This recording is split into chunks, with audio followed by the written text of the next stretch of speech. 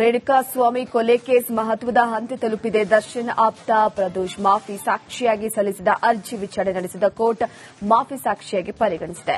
ಸತ್ಯ ಹೇಳಬೇಕೆನ್ನುವಂತಹ ಕಠಿಣ ಷರತ್ತಿನೊಂದಿಗೆ ಅರ್ಜಿಯನ್ನು ಪುರಸ್ಕರಿಸಿದೆ. ಹಾಗಾದರೆ ದರ್ಶನ್ ಮುಂದಿನ ಹೋರಾಟ ಏನು, ದರ್ಶನ್ಗೆ ಎದುರಾಗುವಂತಹ ಸವಾಲೇನು ಗೊತ್ತಾ? ಕುರಿತ ಸ್ಟೋರಿ ಇಲ್ಲಿದೆ ನೋಡಿ.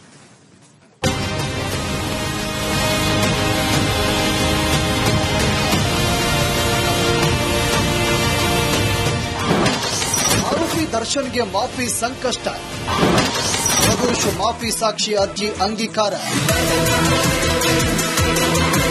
ರೇಣುಕಾಸ್ವಾಮಿ ಕೊಲೆ ಕೇಸ್ಗೆ ಸಂಬಂಧಪಟ್ಟಂತೆ ಪ್ರದೋಷ್ನನ್ನ ಮಾಫಿ ಸಾಕ್ಷಿಯಾಗಿ ಪರಿಗಣಿಸಲು ಸಿಟಿ ಸಿವಿಲ್ ಕೋರ್ಟ್ ತೀರ್ಮಾನಿಸಿದೆ. ಜೊತೆಗೆ ಪ್ರದೋಷ್ಗೆ ಹಲವು ಷರತ್ತುಗಳನ್ನು ಹಾಕಿದ್ದು ಪ್ರತ್ಯೇಕವಾಗಿ ನ್ಯಾಯಾಂಗ ಬಂಧನಕ್ಕೆ ಸೂಚಿಸಿದೆ. ರೇಣುಕಾಸ್ವಾಮಿ ಕೊಲೆ ಕೇಸ್ನಲ್ಲಿ 17 ಆರೋಪಿಗಳ ಪೈಕಿ ಪ್ರದೋಷ್ ರಾವ್ A14 ಆರೋಪಿ. ಇನ್ನು ನಟ ದರ್ಶನ್ ಆಪ್ತರಾಗಿರುವಂತಹ ಇವರು ಕೊಲೆಯಾದ ಸ್ಥಳದಲ್ಲಿಯೇ ಇದ್ದರಂತೆ. ಕಳೆದ 1 ತಿಂಗಳ ಹಿಂದೆ ಮಾಫಿ ಸಾಕ್ಷಿಯಾಗುವುದಾಗಿ ಅಂದರೆ ತಪ್ಪು ಒಪ್ಪಿಕೊಂಡು ಸತ್ಯ ಹೇಳಿ ಶರಣಾಗಲು ನಿರ್ಧರಿಸಿದ್ರು.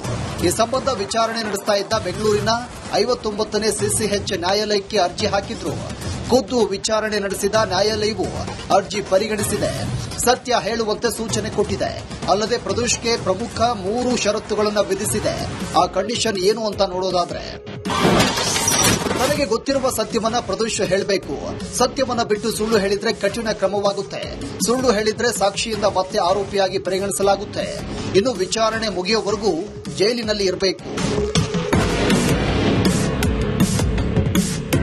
ಇನ್ನು ಮಾಫಿ ಸಾಕ್ಷಿ ಅಂದರೆ ಆರೋಪಿಯು ತನಗೆ ತಿಳಿದಿರುವಂತಹ ಎಲ್ಲಾ ವಾಸ್ತವಾಂಶಗಳನ್ನ, ಅಪರಾಧದಲ್ಲಿ ಭಾಗಿಯಾದ ಇತರ ಸಹ ಆರೋಪಿಗಳ ಪಾತ್ರ ಮತ್ತು ಸಾಕ್ಷ್ಯಗಳನ್ನ ಕೋರ್ಟ್ ಮುಂದೆ ಯಾವುದೇ ಮುಚ್ಚುಮರೆಯಿಲ್ಲದೆ ಸಂಪೂರ್ಣವಾಗಿ ತಿಳಿಸುವುದು. ತನಿಖಾಧಿಕಾರಿ ಅಥವಾ ನ್ಯಾಯಾಲಯವು ಪ್ರಮುಖ ಆರೋಪಿಗಳಿಗೆ ಶಿಕ್ಷೆ ಕೊಡಿಸಲು ಹಾಗೂ ಸಾಕ್ಷ್ಯಗಳ ಕೊರತೆ ನೀಗಿಸಲು ಈತನ ಹೇಳಿಕೆಯನ್ನು ಬಳಸಿಕೊಳ್ತಾರೆ. ಪ್ರದೋಷ್ ಹೇಳಿಕೆ ಬಳಸಿ ನಟ ದರ್ಶನ್ ವಿರುದ್ಧ ಆರೋಪವನ್ನು ಸಾಬೀತು ಮಾಡಿ ಶಿಕ್ಷೆ ಕೊಡಿಸಬಹುದು. ಇದೇ ನೋಡಿ ಮಾಫಿ ಸಾಕ್ಷಿ.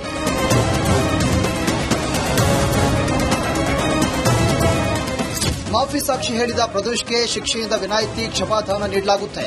ಒಂದು ವೇಳೆ ಅಪರಾಧದಲ್ಲಿ ಪ್ರಮುಖವಾಗಿ ಭಾಗಿಯಾಗಿದ್ದರೆ ಶಿಕ್ಷೆಯ ಪ್ರಮಾಣವನ್ನು ಗಣನೀಯವಾಗಿ ಕಡಿಮೆ ಮಾಡಲಾಗುತ್ತೆ. ಇನ್ನು ಉಳಿದ ಆರೋಪಿ ಪರ ವಕೀಲರು ಈತನನ್ನ ಕ್ರಾಸ್ ಎಕ್ಸಾಮಿನೇಷನ್ ಮಾಡುವ ಸಾಧ್ಯತೆ ಇರುತ್ತೆ.